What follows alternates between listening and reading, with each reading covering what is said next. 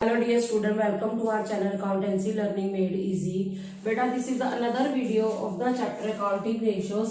Last video में मैंने आपको क्वेश्चन नंबर 20 तक करवा दिया था डीकेबल की बुक का. आज मैं आपको क्वेश्चन नंबर 21 कराने जा रही हूँ. A company's inventory is 2 lakh, total liquid assets are 8 lakh and quick ratio is 2:1. Calculate current ratio. आप कैसे निकालना देखिए. कंपनी की जो क्विक रेशियो है वो दी हुई है और क्विक रेशियो का फार्मूला आपको आता ही है, quick asset upon current liability होता है. तो quick ratio is equal to quick assets, quick asset को हम लिक्विड एसेट भी कहते हैं बेटा, अपॉन करंट लायबिलिटीज. तो हम इससे क्या निकाल लेंगे, करंट लायबिलिटीज निकाल लेंगे.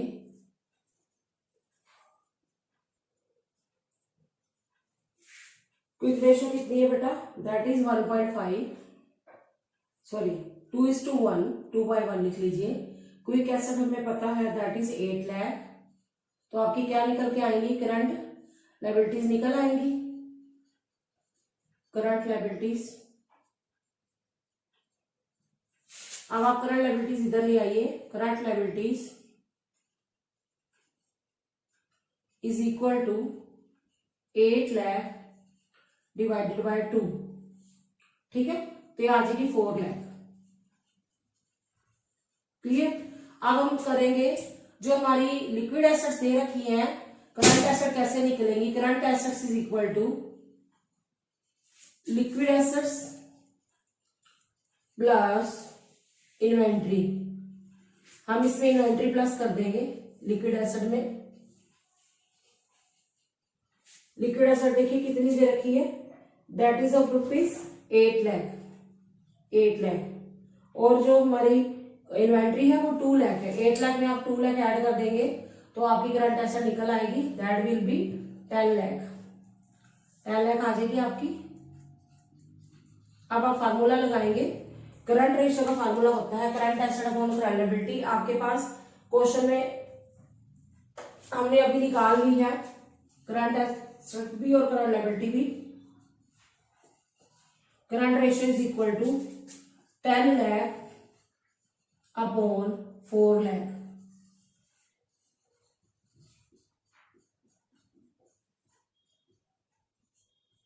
टू 2.5:1 आ जाएगी हमारी करंट रेशियो, आ जाएगी 2.5:1.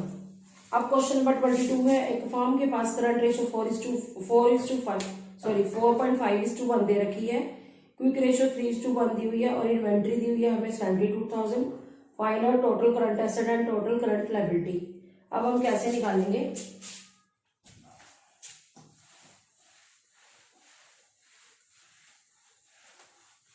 आपको ये एज्यूम करना पड़ेगा क्या बेटा कि लेट अस एज्यूम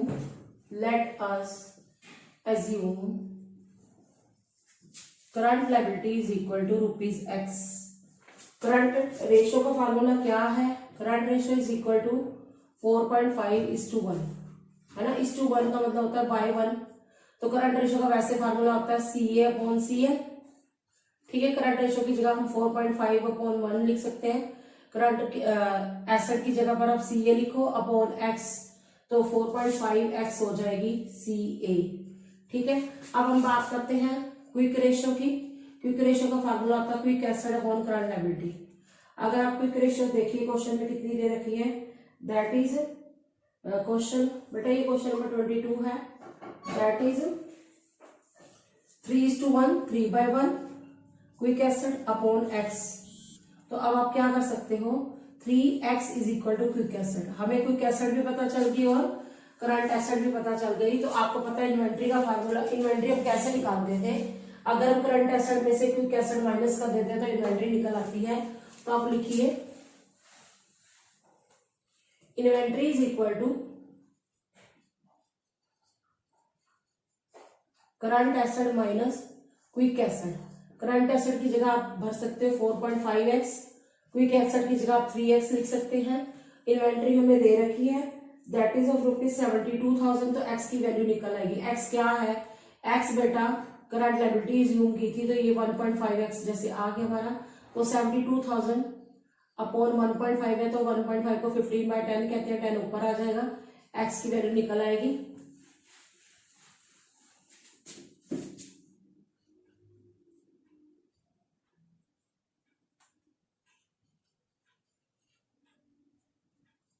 48,000 जो है हमारी करंट लायबिलिटी आ जाएगी, आप चेक कर सकते हो 48,000। ठीक है, आप देखिए करंट लायबिलिटी 48,000। करंट एसेट कैसे लेनी है, उन्होंने बोला करंट एसेट निकालो, तो करंट एसेट कितनी थी, दैट इज 4.5x है। तो आप क्या करोगे 48,000 इंटू 45/10 लिख सकते हो। ठीक है, फिर आप इसको मल्टीप्लाई करिए,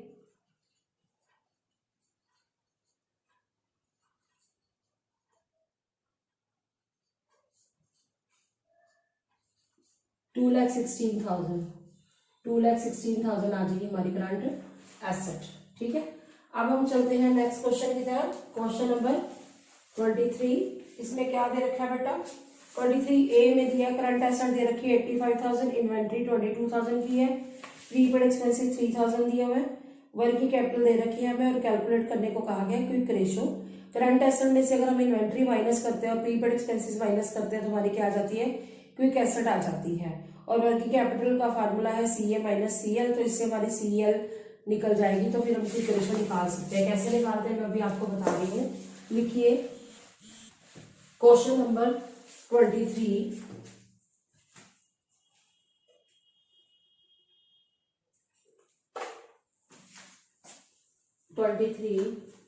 दैट इज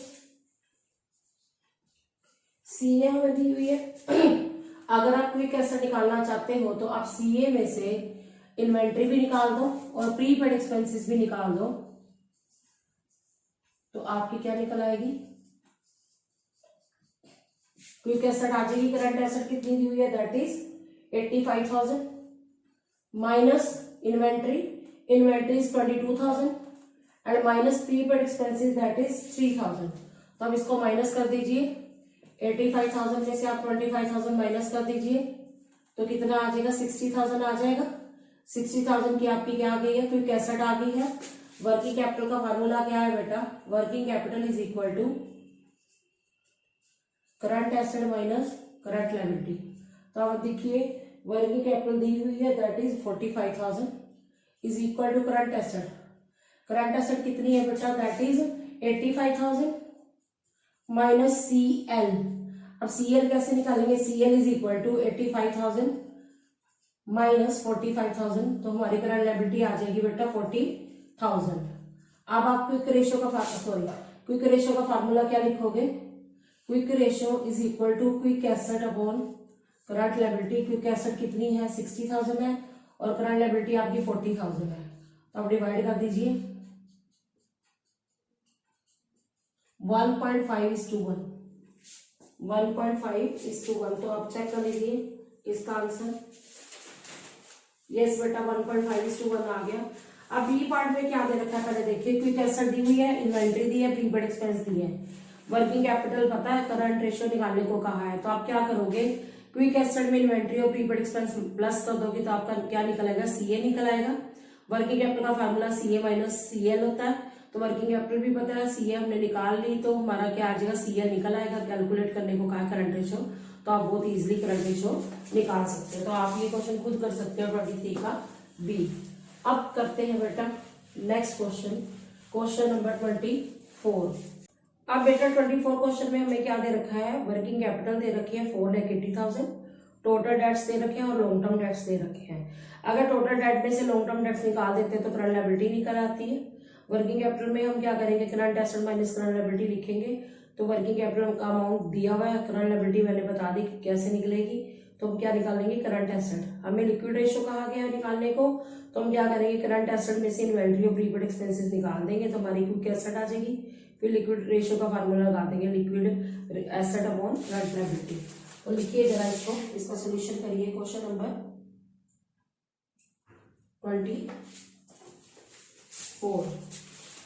24 में क्या दिया हुआ है हमें, वर्किंग कैपिटल दे रखी है, तो आप पहले लिखिए current liability is equal to total debts minus long term debts. अब आप क्या करेंगे, जो टोटल डेट्स है वो दिया हुआ है दैट इज 16 लाख। 16 लाख में से आप 10 लाख माइनस कर दीजिए, 6 लाख आपके आ जाएगी करंट लायबिलिटी। ठीक है। अब आपकी करंट एसेट कैसे निकलेगी, आपको वर्किंग कैपिटल का फार्मूला पता है, working capital is equal to C A minus C L.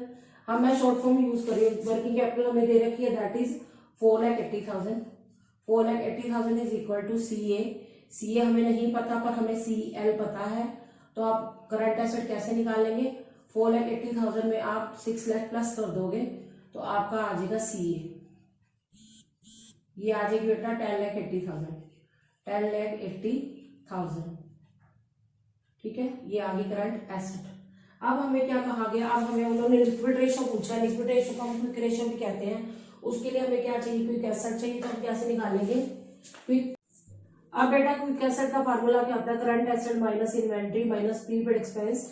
जैसे हमने अभी करंट एसेट्स निकाली थी 10,80,000, उसमें से हम क्या माइनस करेंगे, इन्वेंट्री माइनस करेंगे दैट इज 3,40,000, और प्रीपेड एक्सपेंसेस कितने हमारे 20,000, तो 20,000 हम माइनस कर देंगे, तो 10,80,000 माइनस 3,60,000, 3,60,000, तो हमारा आंसर क्या आएगा 7,20,000, 7,20,000। ये आ गई हमारी क्विक एसेट्स। अब हमें क्वेश्चन में लिक्विड रेशो पूछी हुई है, लिक्विड रेशो का फार्मूला क्या होता है, quick asset upon, liquid asset भी कह सकते हो क्विक एसेट भी कह सकते हो, quick assets upon current liabilities, quick asset upon current liabilities. हमारे पास क्विक एसेट्स निकल आई हैं 7,20,000, वो लिख देंगे। करंट लायबिलिटी आपकी कितनी है, देखिए करंट लायबिलिटी आपकी अभी मैंने निकाली थी 6 लाख की,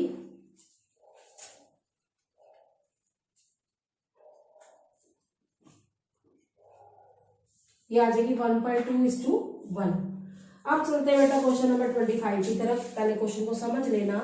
the ratio of current asset to current liability is 1.6:1।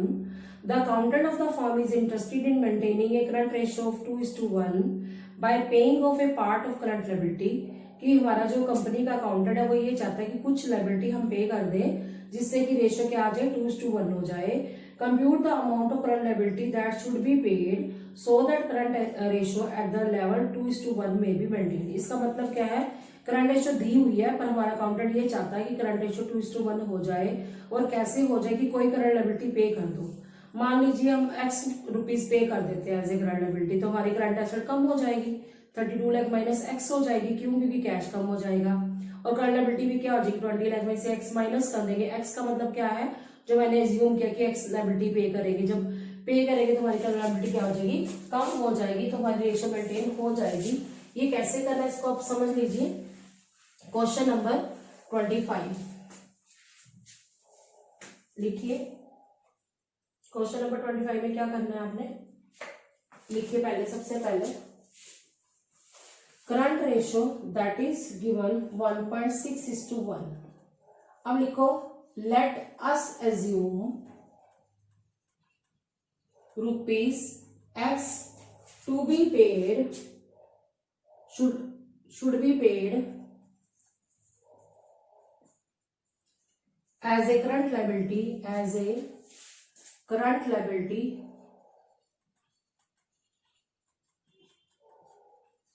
to maintain current ratio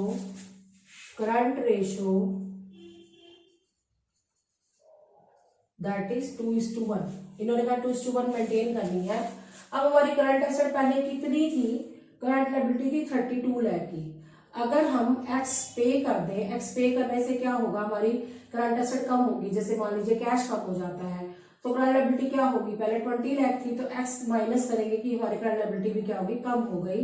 तो करंट रेशियो कितनी मेंटेन कर रहे हैं, CR is equal to C/CL formula है, तो मेंटेन करिए 2:1, 2/1 लिख लीजिए। करंट एसेट बेटा 32 लाख है, 32 lakh minus x upon 20 lakh minus x, तो क्रॉस मल्टीप्लाई करिए तो ये आ जाएगा 2 into 20 lakh minus x is equal to 1 को अगर 32 लाख माइनस x से मल्टीप्लाई करोगे तो आपका क्या आ जाएगा, 32 लाख माइनस x ही आ जाएगा। तो लिख लीजिए 32 लाख माइनस x। अब आप इधर ले आइए इसको, पहले 40 लाख आ गया, 2 को मल्टीप्लाई किया आपने 20 लाख से, फिर 2 2x आ जाएगा, 2 से मल्टीप्लाई किया 32 लाख माइनस x, तो आप इधर ले आइए 42 lakh minus 32 lakh is equal to minus x plus 2x, तो आंसर आया हमारा x, ये आया 8 लाख। इसका मतलब क्या है कि कंपनी को रुपीज 8 लाख पे करने चाहिए ताकि उनकी करंट रेशियो कितनी मेंटेन हो जाए, 2:1 हो जाए। तो आप लिखिए इसका answer, rupees 8 lakh should be paid as current liability to maintain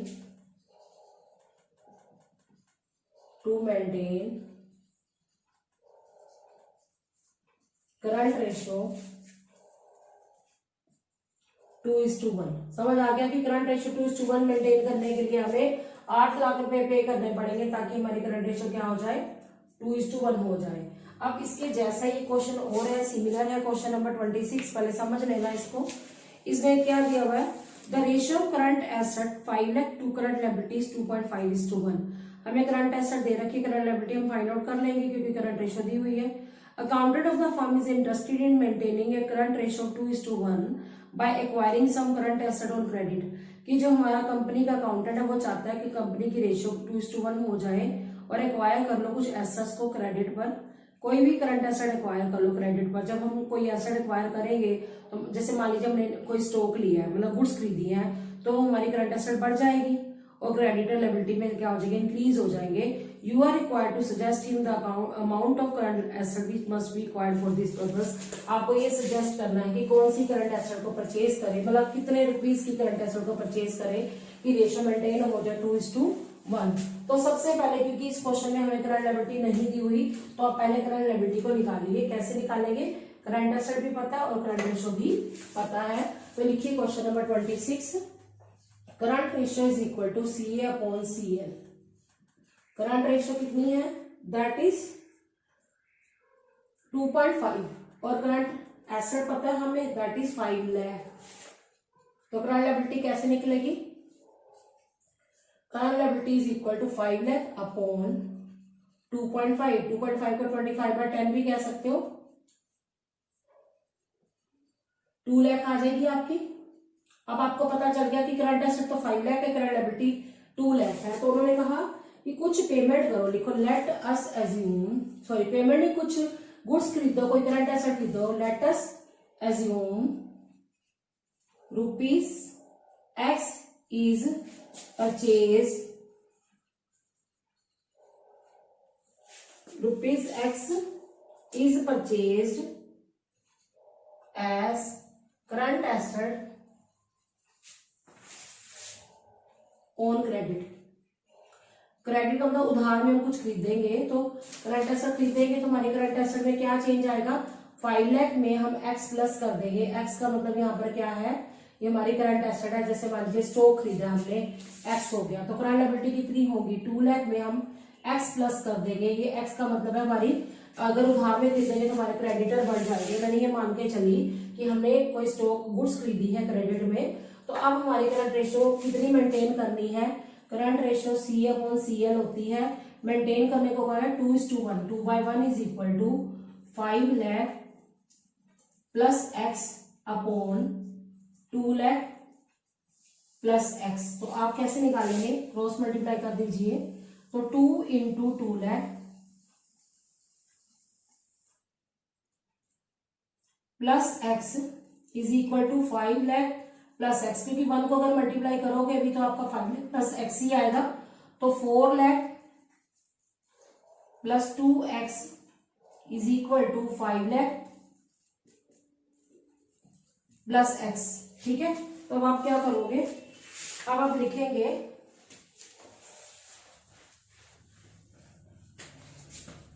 2x is equal to 2x, ये जो x है प्लस वाला ये इधर ले जाइए, 2x minus x is equal to 5 lakh minus 4 lakh, 5 lakh minus 4 lakh. तो आपका आंसर क्या आएगा, रुपीज 1 लाख। यानी कि हमने क्या किया, हमने ₹1,00,000 should be purchased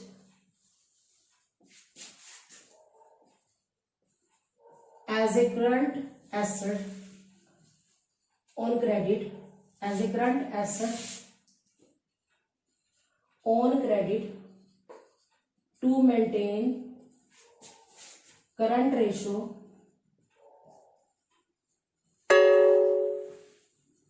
to is to one current ratio को करने के लिए हमें क्या करना पड़ेगा, हमें ₹1,00,000 की क्रेडिट पर कुछ खरीदना पड़ेगा। जैसे मैंने स्टॉक मान लिया, गुड्स मान ली, गुड्स परचेज कर ली क्रेडिट पर, तो हमारी गुड्स यानी कि करंट एसेट बढ़ जाएगी और करंट लायबिलिटी भी बढ़ जाएगी। करंट लायबिलिटी इसलिए बढ़ेगी क्योंकि करंट लायबिलिटी में हमारी जो क्रेडिटर्स है वो इंक्रीज हो जाएंगे। तो यहाँ पर हमारी लिक्विडिटी रेशो खत्म होती है। आगे चलते हैं नंबर 2, सोल्वेंसी रेशो। सोल्वेंसी रेशो का दूसरा नाम लॉन्ग टर्म सोल्वेंसी रेशो भी होता है। अगर क्वेश्चन में आ जाए लॉन्ग टर्म सोल्वेंसी रेशो, वैसे अगर हम बात करें जो हमने पहले करी है सोल्वेंसी रेशो कौन सी थी, वो लिक्विडिटी रेशो थी, उसको हम शॉर्ट टर्म सोल्वेंसी रेशो कहते हैं, और ये वाली रेशो को हम लॉन्ग टर्म सोल्वेंसी रेशो कहते हैं। तो इसके अंदर 4 रेशोज आती है, लिखिए। सबसे पहले डेट इक्विटी रेशो, दूसरे नंबर पर आती है बेटा नंबर 2 total asset to debt ratio, ठीक है। थर्ड आती है आपकी प्रोप्राइटरी, धीरे धीरे कराओगी ये आपको, प्रोप्राइटरी रेशो। उसके बाद नंबर 4 आती है इंटरेस्ट कवरेज रेशो। अब लॉन्ग टर्म सॉल्वेंसी रेशो क्यों निकाली जाती है, इसका रीजन क्या है? इसका रीजन बेटा ये है कि कंपनी की लॉन्ग टर्म पेइंग कैपेसिटी के बारे में जानना होता है कि फर्म के पास कितने पैसे हैं कि वो आपकी जो फर्म की क्या है लॉन्ग टर्म लायबिलिटीज को पे कर सके। जैसे लिक्विडिटी रेशो में हमने लॉन्ग टर्म पेइंग कैपेसिटी देखी थी, ऐसे ही आपने इसके अंदर लॉन्ग टर्म पेइंग कैपेसिटी देखनी है। सबसे पहले हम करते हैं नंबर 1, लिखिए number 1 date equity ratio. Date equity ratio किसका रिलेशन बताती है, डेट और इक्विटी का, कि कितना पैसा डेट से लगा हुआ है बिजनेस के अंदर और कितना इक्विटी से लगा हुआ है। तो डेट जो है हमारा फार्मूले में ऊपर आएंगे, इक्विटी यहाँ आएगी, डिवाइडेड बाय इक्विटी आएगा। तो डेट का मतलब यहाँ पर क्या है, लिखिए डेट्स का मतलब है long term dates. Short term debts इसमें नहीं आते, यानी कि इसमें करंट लायबिलिटी नहीं आती। लॉन्ग टर्म डेट्स में क्या आता है, लिखिए long term borrowings plus long term provisions. अगर हमें क्वेश्चन में टोटल डेट्स भी दिए हों और करंट लायबिलिटी भी दी हो तो हम कैसे निकालेंगे? टोटल डेट्स का फार्मूला होता है long term dates plus current liabilities. अब आप क्या करोगे, अगर मान लीजिए आपको क्वेश्चन में टोटल डेट्स भी पता हो और करंट लायबिलिटी भी पता हो तो आप लॉन्ग टर्म डेट्स कैसे निकालेंगे? लिखिए long term debts is equal to total debts minus current liabilities, ठीक है।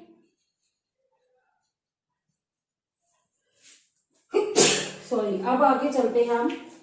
डेट तो मैंने समझा दिया, अब इक्विटी का मतलब क्या होता है? देखो इक्विटी का मतलब होता है शेयर होल्डर फंड। लिखो इक्विटी, इसकी ब्रैकेट में लिखो शेयर होल्डर्स फंड, या इसको हम और क्या कहते हैं, प्रोप्राइटर फंड या प्रोप्राइटर फंड। इसके अंदर क्या क्या आता है वो लिखिए, share capital plus reserve and surplus. अब शेयर कैपिटल का मतलब होता है preference share capital, equity share capital, reserve में सारे रिजर्व्स आते हैं और सरप्लस में हमारी जो प्रॉफिट एंड लॉस का क्रेडिट बैलेंस आता है। अगर क्वेश्चन में प्रॉफिट एंड लॉस का डेबिट बैलेंस आ जाए तो वो लॉस होता है, वो माइनस हो जाता है। अब इसकी लिखिए standard ratio of this ratio, standard ratio of this ratio is 2:1, कि इसकी स्टैंडर्ड रेशियो 2:1 है। कंपनी की अगर डेट इक्विटी रेशियो 2:1 या उससे कम हो जाए तो अच्छा है, अगर ज्यादा हो जाए तो वो बुरा है। क्यों? क्योंकि कंपनी ने बाहर वालों से पैसा ज्यादा लिया, इट मींस अगर 2 से ज्यादा आ जाए, और इक्विटी से पैसा कम लिया, जो कि कंपनी के लिए अच्छा नहीं है, रिस्की पोजीशन है कंपनी के लिए। क्यों? क्योंकि कंपनी को ज्यादा पैसा इक्विटी से पैसा लेना चाहिए, डेट से कम लेना चाहिए, तो उसकी मैक्सिमम रेशियो 2:1 होनी चाहिए, इससे ज्यादा नहीं होनी चाहिए। जितनी इससे कम होगी अच्छा है, क्योंकि कंपनी को डेट्स को क्या देना होता है, इंटरेस्ट देना पड़ता है। लेकिन इक्विटी शेयर होल्डर जो होते हैं हमारे को, इक्विटी का मतलब वैसे तो दोनों तरह के शेयर होल्डर होते हैं, प्रेफरेंस भी इक्विटी भी, पर इक्विटी शेयर होल्डर को डिविडेंड देना जरूरी नहीं भी होता, प्रेफरेंस शेयर होल्डर को तो फिर भी दे देते हैं। तो इक्विटी जो है सस्ती पड़ती है कंपैरेटिवली डेट से, क्योंकि कंपनी को डेट्स के ऊपर क्या देना पड़ता है, इंटरेस्ट देना ही पड़ता है। तो डेट का मतलब समझ आ गया, लॉन्ग टर्म बोरिंग्स और long term provision. Long term borings में क्या आ जाता है, जैसे पब्लिक डिपॉजिट आ जाता है, या फिर एफडी आ जाता है, कोई लोन लेते हैं हमने फाइनेंशियल इंस्टीट्यूशन से, वो आ जाता है, या फिर लोन किसी पर्सन से ले लिया, या बैंक से लोन ले लिया, वो सारे लॉन्ग टर्म बोरिंग में आता है। और लॉन्ग टर्म प्रोविजन में क्या आ जाता है, जैसे एम्प्लॉइज बेनिफिट के लिए हम प्रोविजंस बनाते हैं, ग्रेचुटी फंड बनाते हैं, तो वो सारा आ जाता है। अब चलते हैं हम क्वेश्चन नंबर 27 की तरफ। इस क्वेश्चन में हमें क्या दे रखा है, पहले देखिए बेटा।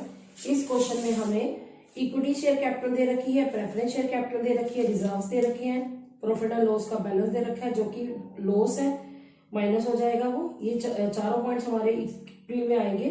लॉन्ग टर्म बोरिंग और प्रोविजन फॉर एम्प्लॉइज बेनिफिट किस में आ जाएगा हमारा, ये आ जाएगा लॉन्ग टर्म डेट्स में। तो हमें क्या पूछा गया, डेट इक्विटी रेशियो निकालनी है। तो सबसे पहले आप इसमें लिखिए इक्विटी इज इक्वल टू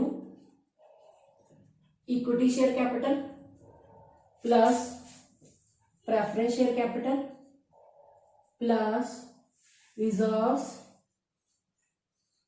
वैसे तो सरप्लस होता है, माइनस करेंगे अब इसमें से प्रॉफिट एंड लॉस बैलेंस। क्यों बोला, क्योंकि प्रॉफिट एंड लॉस का बैलेंस दे रखा है, इसलिए हम इसको क्या कर देंगे, माइनस कर देंगे। अब आप क्या लिखेंगे, शेयर कैपिटल में अमाउंट दिया हुआ that is 3 lakh, plus preference share capital है बेटा 50,000, वो हम प्लस कर देंगे।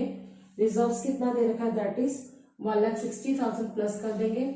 और प्रॉफिट एंड लॉस का नेगेटिव बैलेंस है 50,000, आप इसको क्या कर दोगे, माइनस कर दोगे। अगर सरप्लस होता तो प्लस होता, तो इसका टोटल आएगा 5,10,000। उसमें से आप क्या कर दोगे, 50,000 माइनस कर दोगे। 50,000 माइनस कर देंगे तो आंसर आ गया 4,60,000। ये किसकी वैल्यू आ गई, इक्विटी की। अब हम डेट की कैसे निकालेंगे, डेट इज इक्वल टू, इसमें हमारे पास है long term borrowings plus provision दे रखी है हमारे को, प्रोविजन फॉर एम्प्लॉइज बेनिफिट, ठीक है। अब आप लॉन्ग टर्म बोरिंग कितनी दे रखी है, दैट इज ₹2 लाख, और 60,000 की हमें एम्प्लॉइज बेनिफिट दे रखे हैं, वो हम ऐड कर देंगे तो कितना आ जाएगा, 2,60,000 आ गया बेटा।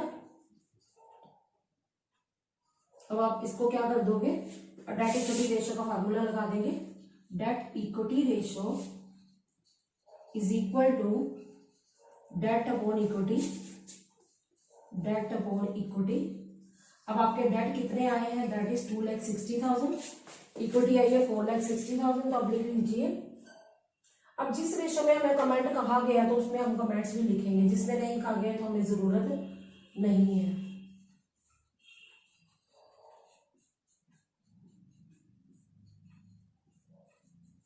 यह आ जाएगा 0.57:1। अगर हमें पूछा जाता तो हम ये कमेंट में डालते लिखते कि कंपनी की जो पोजीशन है वो अच्छी है। क्यों? क्योंकि 0.57 आया, यानी कि हमारे जो डेट से पैसा इतना लिया, इक्विटी से हमने इतना लिया है। मीन्स अगर 1 लाख लिया इक्विटी से तो 57,000 हमने डेट से लिए, तो कंपनी की पोजीशन अच्छी है। अब हम करते हैं क्वेश्चन नंबर 28। इस क्वेश्चन में क्या कहा गया है, from the following ascertain debt equity ratio. Share capital दे रखी है, कैपिटल रिजर्व दे रखा है, जनरल रिजर्व है, प्रॉफिट एंड लॉस का बैलेंस है। तो ये जो चारों पॉइंट्स हैं वो सारे आएंगे हमारे, किसमें आएंगे, ये इक्विटी का पार्ट है। और जो डेट्स दे रखे हैं और हमें लॉन्ग टर्म लोन दे रखा है और लॉन्ग टर्म प्रोविजन, ये तीनों के तीनों हमें डेट का पार्ट है। और करंट लायबिलिटी करंट एसेट दी हुई है, इसका कोई रोल नहीं है हमारे को डेट इक्विटी रेशियो में। तो हम ये क्वेश्चन कर लेते हैं, क्वेश्चन नंबर 28। पहले आपको क्या निकालना पड़ेगा, सबसे पहले आप निकाल लीजिए इक्विटी। वैसे तो कोई फर्क नहीं पड़ता पहले आप डेट निकालो या इक्विटी निकालो, क्योंकि रेशियो में तो दोनों ही यूज होने हैं। तो मैं आपको बता रही हूँ क्वेश्चन नंबर 28 में इक्विटी क्या क्या है। इक्विटी के अंदर हमने लेना है share capital plus capital reserve plus general reserve plus P&L का बैलेंस। ये क्योंकि हमें पॉजिटिव दे रखा है तो हम इसमें प्लस करेंगे। अब चारों को पहले प्लस कर लीजिए, that is 6 lakh plus 3,20,000 plus 60,000 plus 1,40,000। 10,20,000 इसका टोटल आ जाएगा। मैं फिर भी चेक कर लेती हूँ, नहीं बेटा इसका टोटल आएगा 11,20,000। अब आता है डेट। डेट में हमें लॉन्ग टर्म बोरिंग्स 2 दे रखी है। लॉन्ग टर्म एक तो डिवेंचर्स दे रखे हैं 3,40,000 के, सॉरी 5 लाख का डिवेंचर्स है, और एक हमें दे रखा है लॉन्ग टर्म लोन। वो भी हम इसमें क्या करेंगे, प्लस करेंगे, क्योंकि डिवेंचर और लॉन्ग टर्म लोन जो है हमारी क्या है, ये डेट है। प्लस लॉन्ग टर्म प्रोविजन में क्या आ जाएगा, 1,12,000 दिया हुआ है। इन सबको आप पहले प्लस कर लो, 9,52,000 आ गया। यस 9,52,000। अब डेट इक्विटी रेशियो का फार्मूला लगाइए। Debt equity ratio is equal to debt upon equity, debt upon equity. अब डेट्स कितने आए हैं, दैट इज 9,52,000 और इक्विटी कितना है 11,20,000। अब हम डिवाइड कर लेते हैं 119 को 140 से।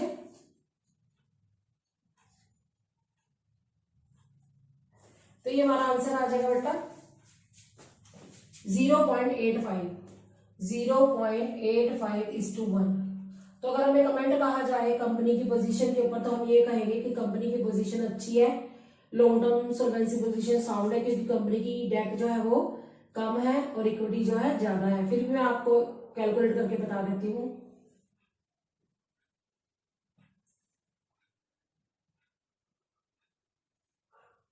ठीक है बेटा, तो हमारा 0.85:1 आ गया। तो बेटा आज हमने इस वीडियो में क्वेश्चन नंबर 21 से लेकर क्वेश्चन नंबर 28 तक कंप्लीट कर लिया। So student, I hope you understood the topic well. Stay tuned with me in the next video. Thanks for watching.